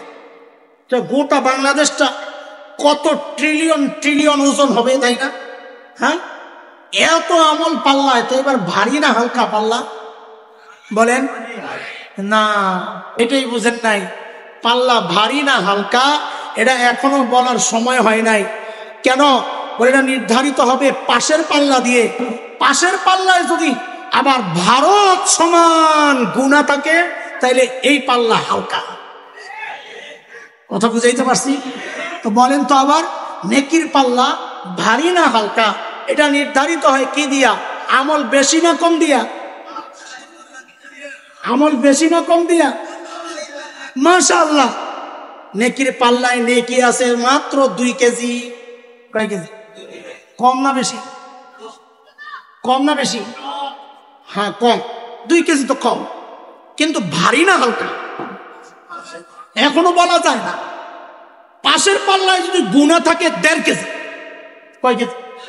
তাহলে বলেন তো এবার নেকির পাল্লা ভারী না হালকা? পুরা বাংলাদেশ সমান নেকি রাইখাও পাল্লা ভারী বানাইতে পারেন নাই, 2 কেজি আমল রাইখাও পাল্লা ভারী হয়ে গেল। কেন? কারণ আমলের পাল্লা ভারী না হালকা এটা আমল বেশি আর কম দিয়ে নির্ধারিত হয় না, এটা নির্ধারিত হয় পাশের পাল্লা। এই জন্যে আমাদের বড়রা বলেন কি, নেকি তুমি কি করছো না করছো, আল্লাহ কতটুকু তৌফিক দিচ্ছেন এটা আল্লাহর ইচ্ছা, কিন্তু তোমাকে সবচেয়ে বেশি খেয়াল করতে হবে আমার গুনার পাল্লা যেন ভারী না হয়। নেকি অল্প, গুনাহ যদি না থাকে ওই অল্প আমলই আমার পাল্লা ভারী বানাবে। নেকি অনেক, গুনাহ যদি থাকে অনেক নেকি লয়াও আমার নেকির পাল্লা ভারী হবে না। আল্লাহ কিন্তু বলেন নাই যার নেকির পাল্লায় নেকি বেশি সে জান্নাতি, আল্লাহ এটা বলেন নাই। আল্লাহ বলেন নাই ফাম্মা মান কাসুরাত মাওয়াজিনুহু ফাহুয়া ফি ঈশাতির রাদিয়া, যার নেকির পাল্লা ভারী না, যার নেকির পাল্লায় নেকি বেশি সে জান্নাতি, আল্লাহ এটা বলেন নাই। বলেন তো আল্লাহ কি বলছেন? ফাম্মা মান, হাফেজরা বলো না, ফাম্মা মান সাকুলাত মানে যার নেকির পাল্লা ভারী। কি ভারী কি দিয়া হয়? আমল বেশি না কম দিয়া? আসলে কি দিয়া? আপনি তাহাজ্জুদ পড়াচ্ছে, আপনার জন্য বেশি জরুরি সারাদিন চোখের হেফাজত করা। সারা রাত তাহাজ্জুদ পড়ছে, ফজর পরে এক বেডের দিকে তাকায় রয়েছেন, আপনার সারা রাতের আমল শেষ। সারা রাত তাহাজ্জুদ পড়ছেন, বাসায় জায়গা ফেসবুক, ইন্টারনেট, ইউটিউব কইলা এখন সিনেমা গান দেখতেছেন, আপনার তাহাজ্জুদ শেষ। হজের পর হজ, উমরার পর উমরা, তিলাওয়াত, তাসবিহ, গুনাহ চলতেছে। আরে ভাই, ছোট্ট একটা বালতি, ছোট্ট বালতি, নিচে দিয়া ফুটা, ফুল স্পিডে ট্যাপ ছেড়ে দিছে, পানি পড়তেছে যেই স্পিডে, পানি বেরো হচ্ছে ওই স্পিডে। বলেন তো এই ছোট্ট বালতিটা ভরতে কয়দিন লাগবে? বলেন ভরবে না? বিশাল বালতি, পানি পড়তেছে 1 ফোঁটা, 2 সেকেন্ড পর আরেক ফোঁটা, 3 সেকেন্ড পর আরেক ফোঁটা, টিপ, কিন্তু ফুটা নাই। এই বালতি কোনদিন ভরবে? এখানেই আল্লাহওয়ালাদের সাথে আমাদের পার্থক্য। আমরা অনেকে আমল করি অনেক, কিন্তু ওই যে পাত্র ছোট, ওইটাও আবার গুনার পিন দিয়া ফুটা করা। আমল রাখি চাই স্পিডে, তার চেয়ে বেশি স্পিডে গুনার ফাঁক দিয়া আমল বাইর হয়ে যায়। তো আমি আমল অনেক করলে কি হবে? আমার পাল্লা তো খালি, আমার ভাণ্ড তো ফুটা। আল্লাহ ওয়ালারা আমল যদি কমও করেন, গুনাহ যেহেতু করেন না, যাই করেন তাই থেকে যায়। এই জন্য আমল কম কইরাও আল্লাহ ওয়ালা হয়ে যায়, আমল বেশি কইরাও সে আল্লাহ ওয়ালা হইতে পারে। কথা ঠিক কিনা? এই জন্য আমাদের বেশি খেয়াল করা দরকার। পাল্লা ভারী এইটা চিন্তা না কইরা গুনার পাল্লা খালি করার চিন্তা করা। বলেন আমাদের বেশি মনোযোগ কোন জায়গায় দেওয়া দরকার? আমল বেশি করার দিকে না গুনার পাল্লার দিকে? বলেন বলেন। আমল বেশি করার দিকে মনোযোগ দিব, কিন্তু তার চেয়ে বেশি মনোযোগ দিব গুনার পাল্লা খালি করার। ঠিক আছে কথা? খালি করতে না পারি অন্তত হালকা তো বানাইতে হবে। কারণ আমার গুনার পাল্লাটা হালকা হলেই নেকির পাল্লা অটোমেটিক ভারী হয়ে যাবে। গুনার পাল্লা হালকা বানাইতে পারলে নেকির পাল্লায় 2 কেজি নেকি দিয়াও নেকির পাল্লা ভারী হয়ে যাবে ইনশাআল্লাহ। গুনার পাল্লা হালকা করব কেমনে? সূরা 2টা আমার সাথে একটা ওয়াদা করেন, তারপরে বাকি কথা। একটা ওয়াদা করেন, বলেন গুনাহ রাখবো না, গুনাহ করব না। বলেন ইনশাআল্লাহ, বলেন ইনশাআল্লাহ। ও যুবক কথা কও, কথা কও। গুনাহ রাখবো না, গুনাহ অতীতের গুনাহ রাখবো না। বলেন অতীতের গুনাহ, ভবিষ্যতের গুনাহ। বলেন অতীতের গুনাহ, ভবিষ্যতের গুনাহ রাখবো না কেমনে, করবো না কেমনে, এই 2 কথা বলি, আমি আপনাদেরকে ছুটি দিয়ে দেবো ইনশাআল্লাহ। রাখবো না কেমনে? রাখবো না, অনেক গুনাহ তো রাখবো না কেমনে? রাখবো না এই জন্যে আমাদের একটা বড় আস্থা আর ভরসা আর আশার ঠিকানা হচ্ছে আমার গফফার রব। কোন রব? গফফার। বলেন কোন রব? সবাই বলে এটা ডাক দেন তো গফফারকে। ইয়া গফফার। আল্লাহু আকবার। গফফার চিনে? ভাই কথা বলো, যুবক কথা বলো। গফফার চিনে? চিনে? হ্যাঁ চিনে? কি চিনে? আল্লাহ, এটা চিনে? আরে না, আল্লাহ আল্লাহ। গফফার চিনেন নেই? চিনেন না? চিনেন, এখন চিনেন। আল্লাহু আকবার। গফফার কে? দুনিয়ার আরে আল্লাহ তো আমিও জানি, আপনিও জানেন, তো জিজ্ঞেস করার দরকার কি? শুনেন গফফার কে। দুনিয়ার সবাই অপরাধীকে খুঁজে শাস্তি দেওয়ার জন্য, এমনকি সন্তান অপরাধ করলেও মা বাবা খুঁজেন শাস্তি দেওয়ার জন্য। আর গফফার ওই মালিকের নাম যিনি অপরাধীদেরকে খুঁজেন মাফ করার জন্য। আল্লাহু আকবার। প্রতি রাতে, শেষ রাতে দুনিয়ার আকাশে এসে আমার গফফার রব তার গুনাহগার বান্দাদেরকে ডাকতে থাকেন। কি বলে? হাদিসের কথা, আলা মিন মুস্তাগফিরিন ফাগফির আলা। এ কে কে গুনাহ করছো? আসো আসো। কে কে গুনাহ করছো? আসো আসো, আমি আসছি তোমাকে মাফ করার জন্য। তুমি মাফ চাও, আমি মাফ করে দেব। আমাদের মতো অনেক অপরাধের অপরাধী যদি হতাশ হইয়া বলে, ও আল্লাহ, ও গফফার, আমার গুনাহ তো অনেক, আপনি মাফ করবেন কত? হাদিসের শব্দগুলো থেকে যা বোঝা যায়, আল্লাহর জবাব আসে সাথে সাথে। বান্দা যখন বলে, মালিক আপনি মাফ করবেন কত, তো মালিকের জবাব, ও বান্দা তুই গুনাহ করছস যত।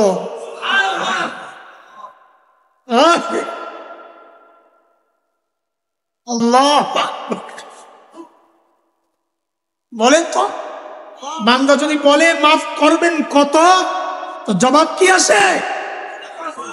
বলেন জবাব কি আসে? আল্লাহ বলে, আল্লাহ গুনাহ করছি যত, আমার গুনাহ সম্পর্কে আপনি জানেন অবশ্যই। আমার গুনাহ তো আর যতর পর্যায়ে নাই, সীমাহীন, সীমাহীন। তো গফফারের জবাব আসছে হাদিসে কুদসি, আল্লাহর বক্তব্য শব্দ নবী, এটাকে বলে হাদিসে কুদসি। কোরআন হচ্ছে বক্তব্য আল্লাহর, শব্দগুলো আল্লাহর। হাদিসে কুদসি বক্তব্য আল্লাহর, শব্দ নবীর। নবী আলাইহিস সালাম আমাদেরকে জানাইছেন আল্লাহর বক্তব্য, যে যত আর কত সেই পরিমাণ কত। তো আল্লাহ বলে তোর চিন্তা যত দূর যায়, মানুষের চিন্তা যায় কত দূর? আসমান পর্যন্ত চিন্তা যায়। বিজ্ঞানীরা গবেষণা করছে, নক্ষত্র লক্ষ লক্ষ কোটি মাইল দূরে, আসমান কত দূর এখন পর্যন্ত আবিষ্কার করা থাক দূরের কথা, কল্পনাও করতে পারে নাই। আল্লাহ বলেন আমার বান্দার গুনার পরিমাণ যদি সারা দুনিয়া ভরে যায়, সারা দুনিয়া ভরে যায়, ভরতে ভরতে ভরতে ভরতে সেই আসমানে যায় যদি লাগে। হাদিসের শব্দ আল্লাহ বলেছেন, নবী বলেন, আল্লাহ বলেন লা উবালি, আমার কোনো পরোয়া নাই। এত গুনাহ নিয়েও যদি সে আমার কাছে আইসা অনুতপ্ত হইয়া বলে আল্লাহ আমি যা করছি ভুল করছি, আমারে মাফ করে দেন, আল্লাহ বলেন আমার কোনো পরোয়া নাই, আমি তার সব গুনাহ মাফ করে দেন। এমন গফফার থাকতে গুনাহ নিয়ে ঘুমাইতে যাওয়ার মতো দুর্ভাগার দুনিয়ায় কেউ নাই। কথা বলেন? হ্যাঁ, আমরা কতটা দুর্ভাগা, কতটা খারাপ। আমার চেহারা একটু ময়লা লাগলে না ধুইয়া ঘুমাইতে যাই না, চোখে একটু বালি পড়লে না ধুইয়া ঘুমাইতে যাই না, কাপড়ে একটু ময়লা থাকলে না ধুইয়া এটাকে আর পরি না, গায়ে জড়াই না। অথচ গুনাহ করে করে কলবটা ময়লা হয়ে গেছে। আমার মুখ চেহারা ধোয়ার চেয়েও সহজ ছিল কলব ধোয়া। আরে মুখ ধুইতে ডলা লাগে, অনেকগুলো পানি দেওয়া লাগে, কাপড় ধুইতে সাবান দেওয়া লাগে, আর কলবটা পরিষ্কার করার জন্য কিচ্ছু লাগে না, শুধু একটু দরকার, একটু দরকার। ও আল্লাহ আমি ভুল করছি, যা করছি ভুল করছি। আমাদের বড়রা বলে বান্দা যখন বলে সাথে সাথে তার গুনার পোটলাটা নিচে দিয়ে ছিঁড়া গুনাগুলা ঝরঝর করে পরিষ্কার। এত সহজ সমস্ত গুনাহ মাফ করানো, এত সহজ। এই সহজ পথটা অবলম্বন যারা করছি না তাদের মতো হতভাগা পোড়া কপাল আর কে আছে? বলেন আমাদের প্রথম ওয়াদা পেছনের গুনাহ, পিছনের গুনাহ। বলেন পেছনের গুনাহ। গুনাহ যদি না থাকে পাল্লা অটোমেটিক হালকা হয়ে যাবে। নেকি কম হইলেও নেকির পাল্লা ভারী হয়ে যাবে। মনে আছে না কথা? নেকি অল্প হইলেও নেকির পাল্লা কি হবে? গুনার পাল্লা যদি খালি হয়ে যায় তো অটোমেটিক অল্প নেকি দিয়েও পাল্লা ভারী হয়ে যাবে। গুনার পাল্লা যদি খালি না হয় তাহলে অনেক নেকি দিয়েও পাল্লা ভারী হবে না, গুনার পাল্লা ভারী হয়ে যাবে। আমরা গুনার পাল্লা ভারী করবো না হালকা করব? কি দিয়া? কি দিয়া? কি দিয়া? চোখের পানি দিয়া। বলে কি দিয়া? গুনার পাল্লা হালকা করে কি দিয়া? অনুতপ্ত অনুশোচনার দিয়া। বলেন কি দিয়া? অনুশোচনার। হযরত আব্দুল্লাহ ইবনে মাসউদ বলেছেন আত-তাওবা নাদামা। তওবার মূল বিষয় হচ্ছে লজ্জিত হওয়া। তওবা তওবা এটার নাম তওবা না, আস্তাগফিরুল্লাহ আস্তাগফিরুল্লাহ এটার নাম তওবা না। তওবার মূল পয়েন্ট হচ্ছে অনুতপ্ত হওয়া, লজ্জিত হওয়া। আমি যা করছি ভুল করছি, আল্লাহ আর করবো না, আমারে মাফ করে দাও। এটা হলো তওবা। করবো তওবা ইনশাআল্লাহ। আল্লাহ আমাদের সবাইকে তওবায়ে নসুহা নসিব করেন, আমিন। তওবায়ে নসুহা মানে অতীতের সমস্ত গুনার জন্য লজ্জিত হওয়া, বর্তমানে সেই গুনাহটা না করা, ভবিষ্যতে না করার দৃঢ় অঙ্গীকার করা। এর তিনটার সমন্বয় যখন হবে ওই তওবাকে বলে তওবায়ে নসুহা। তওবায়ে নসুহার তৌফিক আল্লাহ তাআলা আমাদের সবাইকে দান করেন, আমিন। আর রইল একটা পয়েন্ট, কি? গুনাহ। এতক্ষণ গেছে কি? গুনাহ রাখবো না, সব গুনাহ মুছে ফেলবো। কি দিয়া? চোখের পানি দিয়া, অনুশোচনার আগুন দিয়া। বলে অনুতপ্তের পানি দিয়া, অনুশোচনার আগুন দিয়া সমস্ত গুনারে কি করে ফেলবো? ধুয়ে ফেলবো ইনশাল্লাহ। বলেন ইনশাল্লাহ। ভবিষ্যতেও গুনাহ ছাড়ার অনেক পদ্ধতি আছে, অনেক লম্বা সময় দরকার। আমি একটা সহজ পদ্ধতি আপনাদেরকে শোনাই। আপনারা বিরক্ত হচ্ছেন? কষ্ট লাগতেছে না? অনেক রাত হয়ে গেছে, আওয়াজটাও এরকম পরিষ্কার না, আমার অপারগতা প্রকাশ করছে। আল্লাহ তাআলা আমাদের এই অস্পষ্ট কথাগুলো আপনাদের দিল পর্যন্ত পৌঁছায়।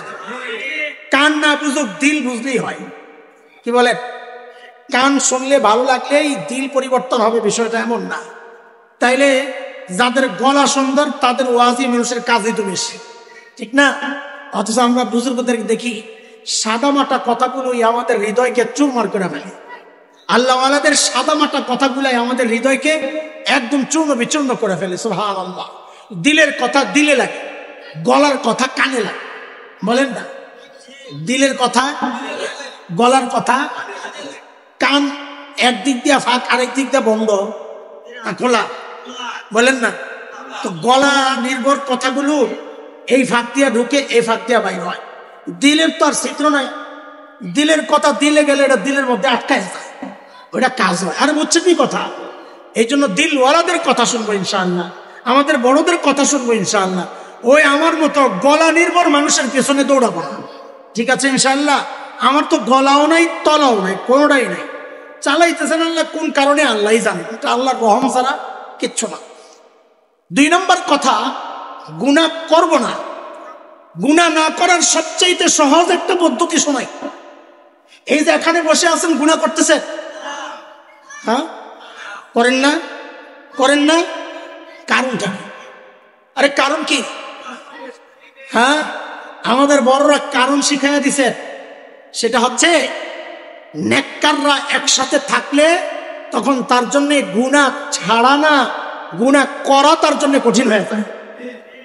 গুনাহ করা, নেককারদের আল্লাহওয়ালাদের সোহবতে গেলে গুনাহ করার অভ্যাস নষ্ট হয়ে যায়, গুনাহ করার ইচ্ছা নষ্ট হয়ে যায়, গুনাহ করার দৃঢ় মানসিকতা নষ্ট হয়ে যায়। ঘন ঘন আল্লাহওয়ালাদের কাছে যাওয়া, ঘন ঘন আল্লাহওয়ালাদের কাছে যাওয়া। একটা ছোট্ট উদাহরণ দেই যে আল্লাহওয়ালাদের কাছে গেলে গুনাহ করা কঠিন কেন হয়, এই উদাহরণ দিয়ে আমি শেষ করবো ইনশাআল্লাহ। আচ্ছা বলেন তো, এই যে আমার টুপিটা, এটা আল্লাহওয়ালা না আল্লাহওয়ালার পোশাক? টুপি নিজে আল্লাহওয়ালা না আল্লাহওয়ালার পোশাক? আমরা যে লম্বা জামা পরি, হাঁটুর নিচে টাকুর উপরে নিচে শাক পরি, এটা আল্লাহওয়ালা না আল্লাহওয়ালার পোশাক? হ্যাঁ বলেন? ওই আমার সোজা, আপনার তাকানোর দরকার নাই, আমি বলতেছি বিশ্বাস করেন। খাম্বার কাছে এক ভাই পাগড়ি বসতেন, পাগড়ি। এই পাগড়ি আল্লাহওয়ালা নিজে না আল্লাহওয়ালার পোশাক? হ্যাঁ, আল্লাহওয়ালার পোশাক তো নাকি? টুপি, লম্বা ঢিলে ঢালা জামা, পাগড়ি। আচ্ছা আপনাদেরকে একটা প্রশ্ন করি, আপনারা কেউ কে কোনোদিন দেখেছেন কাউকে লম্বা জামা লাগাইয়া পাগড়ি লাগাইয়া সিনেমা হলে ঢুকতেছে? দেখছে? কেন কেন যায় না মানুষ? এই পাগড়ি লম্বা জামা পরে সিনেমা হলে কেন যায় না? এই পোশাক তারে আটকায় দিছে। ওরে সুবহানাল্লাহ, এই পোশাক পরে গুনাহ করতে যাওয়া যায় না। কি বুঝলেন? আপনি এখনো আল্লাহওয়ালার সোহবতে যান নাই, খালি আল্লাহওয়ালার পোশাকের সোহবতে গেছেন, তাতে গুনাহ করা কঠিন হয়ে গেছে। তো আল্লাহওয়ালার কাছে গেলে তুমি গুনাহ করা অসম্ভব হয়ে যাবে। এই জন্য যত বেশি আল্লাহওয়ালাদের সোহবতে যাবেন তত বেশি আপনি গুনাহমুক্ত থাকবেন ইনশাআল্লাহ তাআলা। আমাদের জন্য আল্লাহওয়ালা কারা? আমাদের জন্য সবচেয়ে সহজ আল্লাহওয়ালা হচ্ছে প্রত্যেকের এলাকার যে ইমাম খতিব আছেন। আপনার জন্য সবচেয়ে কাছের আল্লাহওয়ালা ওই ইমাম সাহেব, পাশের মাদ্রাসার ছাত্র, মাদ্রাসার উস্তাদ, তারা হচ্ছে আপনার জন্য সবচেয়ে কাছের আল্লাহওয়ালা। অতীতের মানুষরা চাইছে আপনাদেরকে আল্লাহওয়ালাদের থেকে বিচ্ছিন্ন করার জন্য, তারা পারে নাই। কারণ তারা জানে আল্লাহওয়ালাদের থেকে বিচ্ছিন্ন করতে পারলেই মানুষগুলোকে দিয়ে অপরাধ করানো যাবে, অপরাধী যত বাড়বে আমাদের ক্ষমতাও তত বাড়বে, লম্বা হবে। এটা তারা চাইছে, পারে নাই, পারবে না ইনশাআল্লাহ। কারণ এই জমিনে আল্লাহওয়ালাদের রক্ত আছে, এই জমিনে আল্লাহওয়ালাদের চোখের পানি পড়ছে। এই জমিন থেকে ইসলাম নিশ্চিন্ন করা যায় নাই, যাবেও না ইনশাআল্লাহ। এই জন্য ওলামাদের সোহবত ছাড়বো না ইনশাআল্লাহ। বলেন ইনশাআল্লাহ, বলেন ইনশাআল্লাহ। আল্লাহওয়ালা আপনাদের জন্য সবচেয়ে কাছের বড় আল্লাহওয়ালাকে আলেমরা। বলেন কারা? আলেমরা। ওই দূরের পীর সাহেব, ইনিও আল্লাহওয়ালা, কিন্তু আপনি পীর সাহেবের কাছে ঘন ঘন যেতে পারবেন না। পীর সাহেব বড় মানুষ, আপনি তার কাছে প্রতিদিন চাইলেই যাইতে পারবেন না। আপনার কাছের ইমাম সাহেব চাইলে প্রতিদিন তার কাছে আইতে পারেন। মাদ্রাসার ছাত্র চাইলে প্রতিদিন তার সাথে কথা বলতে পারেন। মাদ্রাসার উস্তাদ চাইলে প্রতিদিন তার সাথে আপনি সময় কাটাতে পারেন। আলেমদের সাথে, নেককারদের সাথে যত বেশি সময় কাটাবেন মনে রাখেন আপনার জন্য গুনাহ করাটা তত বেশি কঠিন হয়ে যাবে ইনশাআল্লাহ। করবো ইনশাআল্লাহ। আল্লাহ তাআলা তৌফিক দান করে। আমাদের আজকের বয়ানের মূল কথা দুইটা, নেকির পাল্লা ভারী করব কেমনে, গুনাহ রাখবো না, গুনাহ করব না। শেষ। মুখস্থ হয়েছে পড়া? বলেন পড়া মুখস্থ হয়েছে? পড়া শোনা। হাসরের মাঠে মানুষের শ্রেণী কয়টা? এক শ্রেণী বিনা হিসাবে, আরেক শ্রেণী বিনা হিসাবে, আর হয়েছে কয় শ্রেণী? এক শ্রেণীর পাল্লা নেকির পাল্লা ভারী তারা, আরেক শ্রেণীর নেকির পাল্লা হালকা তারা। আমরা কোন শ্রেণীতে থাকতে চাই? পাল্লা ভারী না হালকা? নেকির পাল্লা ভারী না হালকা? নেকির পাল্লা ভারী করব বেশি আমলের মাধ্যমে না গুনার পাল্লা খালি করার মাধ্যমে? গুনার পাল্লা খালি কেমনে করব? অতীতের গুনাহ রাখবো না, ভবিষ্যতে গুনাহ। মুখস্থ হয়েছে পড়া? হ্যাঁ, বুঝে আসছে পড়া? আল্লাহ তাআলা তৌফিক দান করে। আল্লাহ তাআলা আমাদের ভাই মাওলানা এই সাদি সাহেবকে, আমাদের বড় প্রিয় লোকমান, এই লোকমানকে আল্লাহ তাআলা এই মসজিদের জন্য আবার কবুল করছে। বাংলাদেশে এমন সিস্টেমটাই এমন, বেগম বেগম বেগম বুঝেন? ফার্সি শব্দ। মোগলদের স্ত্রীদেরকে বলা হয়তো বেগম, টেনশন ফ্রি মানুষ। গম মানে টেনশন, বেগম মানে টেনশন ফ্রি মানুষ। জমিলা মানে সুন্দরী। অথচ আমাদের দেশে কালা বেড়ি জামাইয়ের কিল খায়, হের নামও জমিলা বেগম। হের নাম কি? সুন্দরী টেনশন ফ্রি, টেনশন ফ্রি সুন্দরী, অথচ জামাইয়ের কিল খায় আর কালা বেড়ি, হাসান জামিলের মতো। তা আমিও মনে করছি কালীগঞ্জ বড় মসজিদ এমন আবার হয়নি, যাই যেমন ছোট্ট মসজিদ, নাম কি কালীগঞ্জ। আয়া দিই যে না না, এটা আসলেই বড় মসজিদ। মাশাআল্লাহ, যে সুন্দর ডিজাইন হয়েছে। আরো বলে উপরের দিকে উঠবো। সুবহানাল্লাহ। আল্লাহ মসজিদকে আরো বড় বানাইয়া দেন, আপনাদের খতিবকেও আল্লাহ আরো বড় বানাইয়া দেন। আপনাদের তার মহাব্বত আপনাদের দিলের মধ্যে, আপনাদের মহাব্বত তার দিলের মধ্যে আল্লাহ তাআলা বসায়া দেন। এবং ইমামের যে হক, এই হক যেন তার দ্বারা আদায় হয়, খেয়ানত না হয়। আবার আপনাদের যে হক, এই হক যেন আদায় হয়, খেয়ানত না হয়। আল্লাহ তাআলা সবাইকে তৌফিক দেন। এই মসজিদটাকে গোটা দুনিয়ার ইলম আর হিদায়াতের মার্কাজ বানায় দেন। কমিটিতে যারা আছেন, এলাকাবাসী যারা, যাদের এই সুন্দর সহযোগিতা, এই সুন্দর আয়োজন, এই সুন্দর মসজিদ, আল্লাহ সবাইকে এর উত্তম জাযা দান করেন। আমিন আমিন। ওয়া আখিরু দাওয়ানা আলহামদুলিল্লাহি রাব্বিল আলামিন।